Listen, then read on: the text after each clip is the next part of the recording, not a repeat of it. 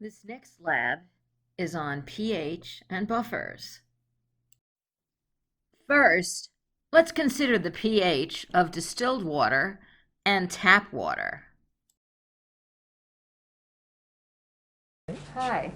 So this lab is on pH and buffers, but before we do anything with buffers, I'd like to show you what the pH meter gives you for readings for distilled water and tap water. So let's take the distilled water first. So I've rinsed this, but I'll rinse it a little more.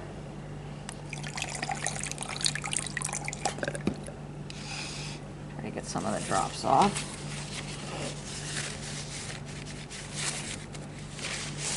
Okay, so this is distilled water. All right. 7 point, well, let's just leave it a minute.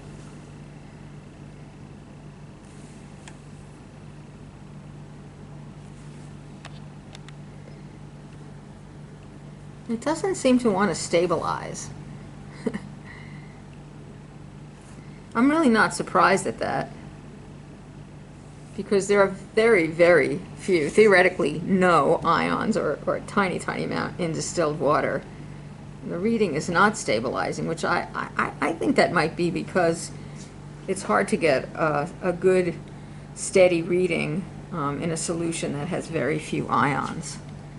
Okay, so I would say 5.9 and dropping. Okay, so that's distilled water. And now tap water. I'm not going to rinse it because I would rinse with distilled water anyway. What's happening to this pH here? It's going really pretty far up. Did you know that the pH of water, tap water in Providence, is somewhere between 9 and 10? At least according to this measurement. Now, why would that be? Why would Providence want to have high pH drinking water? Turns out it has to do with lead in pipes, okay, and keeping it from, out of people's drinks.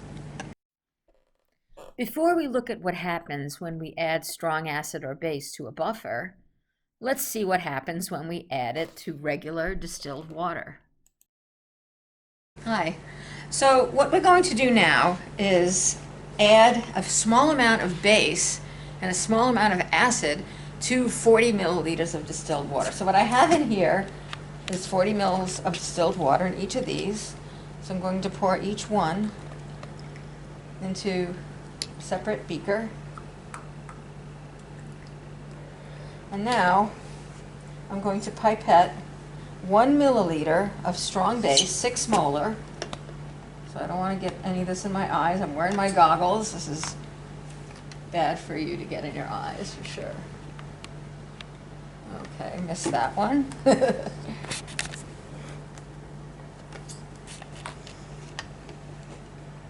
Not used to this tiny pipette. Oh, that's not the mark. This is the mark.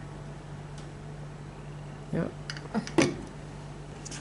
That 1 milliliter in. Dripping out nice and slow.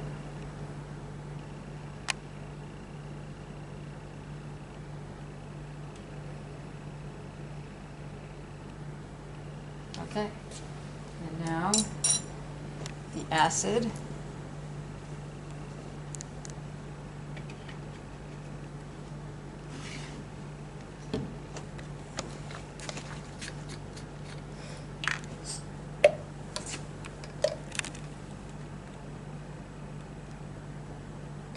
Six molar hydrochloric acid, which I'm going to add. Good.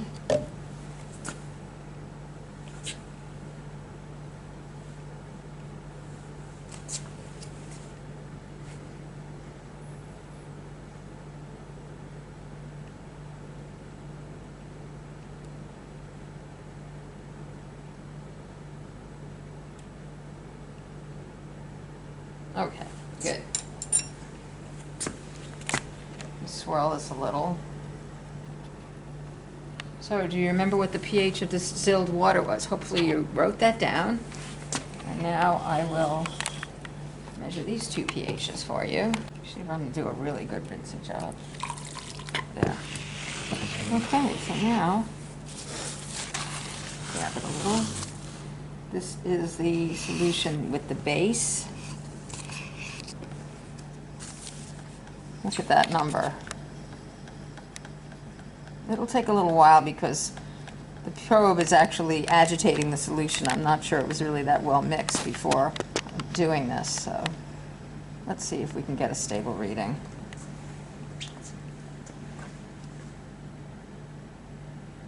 It's not looking bad. 12 point, let's call it 12.95. Okay, good. So you could see the pH went up massively. Okay, I'm gonna rinse it again. So now, the next thing to do is to test the solution that had the distilled water with the HCl added, which is right here. Oops. Whoa. It took a nosedive here. So you can write down 0.96, 0.95. Good enough. Let's call it 0.95 for the pH of distilled water with added acid. Okay, now we're ready for the part of the experiment where we actually prepare the buffer solution. Hi. Here's some data that was collected for the second part of this lab. Sodium acetate, which is a hydrate, 8.257 grams was measured out in a weigh boat. Okay, so I'm going to transfer that mass of the sodium acetate trihydrate. And I think I need a little help here, so I'm going to use it's called a solid funnel. I'm just going to shake it very slowly so that, oh, you see, that's what always happens, is it sort of piles up a bit, which is why I have this thing here to help it through. Of course, I don't want to... Now, a solids funnel has a larger opening on the bottom of it than the filtering funnels. Okay, now, I do want this to be a quantitative transfer, however. So I'm going to take and rinse off the spatula, which I used, into the weigh boat. And then I'm going to pour this liquid into the funnel, rinsing the funnel. And I'm going to rinse it again. And that's good enough for us. And now I'm going to, oh, I'll have to put the other ingredient in, which is the 10 milliliters of acetic acid, 6 molar. Almost forgot, because I'm making a buffer, so I'm actually using a weak acid and its conjugate base. So it's 6 molar acetic acid Yeah. that we're using. 10 milliliters. Pretty stinky. Smells a lot like vinegar. Very strong vinegar. Vinegar is pretty strong for a lot of people in the solutions we Where get. the heck did the... Oh, there it is. All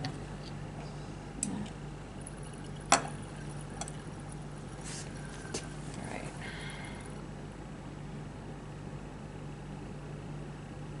Oof, that's pretty strong, all right.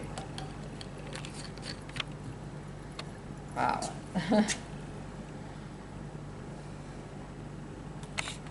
Okay. Over here. And now I'm going to fill the rest of the way to the mark. Mark is about over here with water. Oh, actually, I think I might swirl this a little before I do that to try to dissolve those crystals.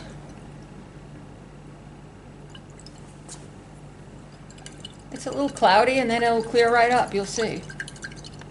Acetates are generally soluble, with no exceptions that I know of. That looks pretty like it's going Let me ahead. get it up to the mark. Put a little bit more water. I'm going to get the smaller dropper bottle. Great, thank you.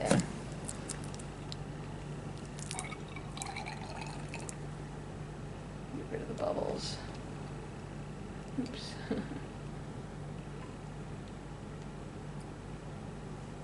Good. All right. Now I have to, what? Invert and mix 10 times.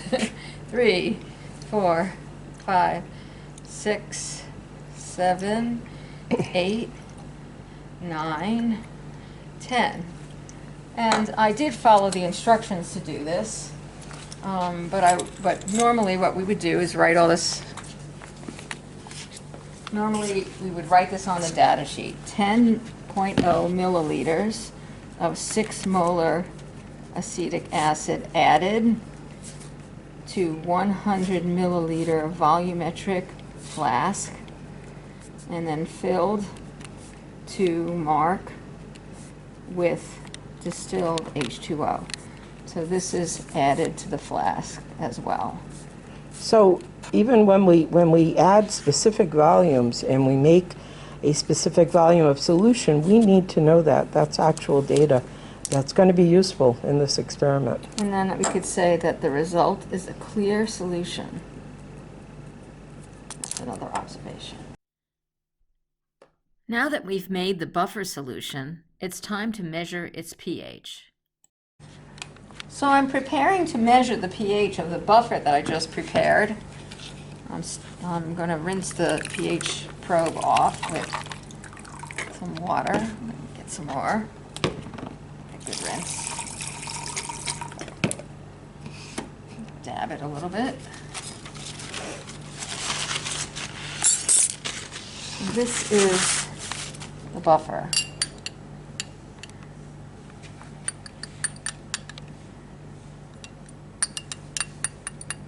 I'm just going to stir it around a little bit.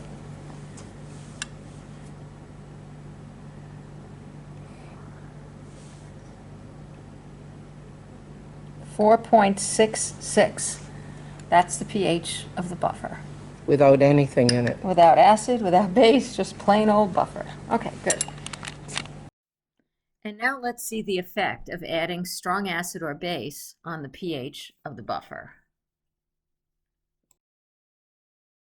If you remember the very beginning of this lab, what we did was we had 2 beakers, and in each beaker we put 40 milliliters of water. So what I'm going to do is instead, I'm going to put 40 milliliters in each of these, 40 milliliters of this buffer solution. Let's see if I can do this without doing it over and over again. I'm going to get as close as I can here. Pretty darn close. And another 40 in the next beaker. And guess what I'm going to do with that? To one, I'm going to add a milliliter of 6 molar strong acid, HCl. To the other, a milliliter of strong base, sodium hydroxide, 6 molar. Okay, so here's my 2 buffers. It's always nice to make a label. So I'm going to write I'm going to write buffer plus acid. And this one will be buffer plus the base. Okay? I like using a ballpoint pen better in lab because it doesn't run. Okay, so I've got 40 milliliters of the buffer solution made with acetic acid and sodium acetate. 40 milliliters in each of these beakers. And now I'm going to take and get 1 milliliter of 6 molar hydrochloric acid.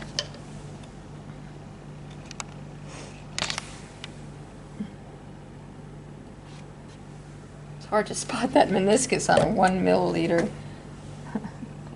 pipette. Okay. And we're going to measure the pH of this. And we're going to compare it to what we had before. Or you're going to compare it. Because presumably you've written all those things down on your data sheet.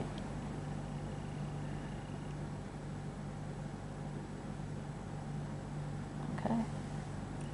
That's the acid, now the base.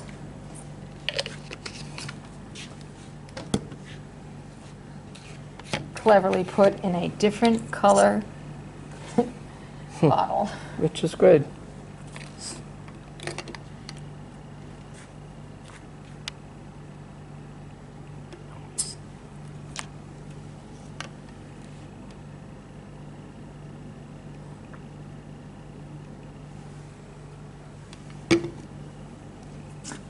Oops, I think I might have spilled a drop there. Oh well.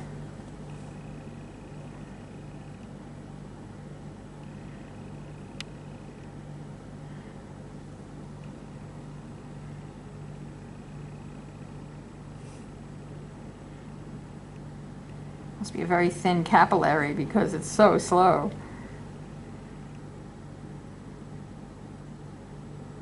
All right. Swirl this up.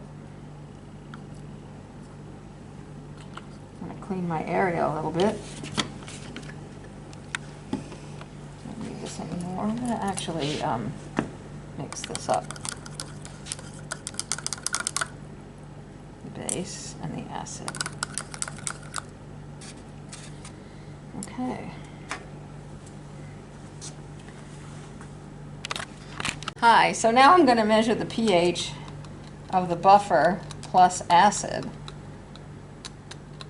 If you remember what it was like when we added the same amount of acid to water, it was under 1. This is 4.39. So please write that down on your data sheet. For the buffer, 40 milliliters of the buffer plus 1 milliliter of the 6 molar HCl, 4.39. All right. I'm going to rinse it and do the same for the buffer plus base.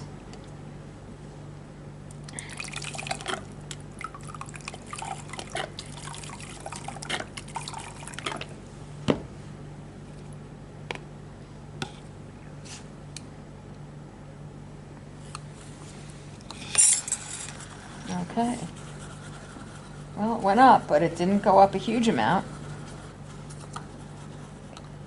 5.03. That's the buffer. 40 milliliters of buffer with 1 milliliter of 6 molar sodium hydroxide. 5.01. Let's call it 5.01 then. Or 5.03. I really don't mind which you use.